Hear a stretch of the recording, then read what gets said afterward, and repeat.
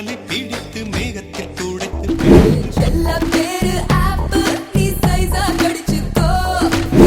தோட்ட பூப்பதி நானடா அந்த அமர தோட்ட பூப்பதியும் நான்.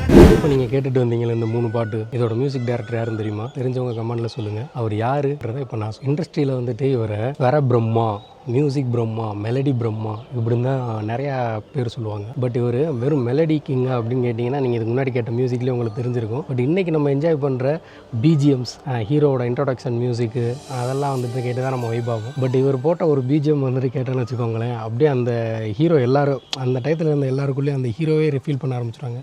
எக்ஸாம்பிளுக்கு இந்த மியூசிக்கை கேளுங்க.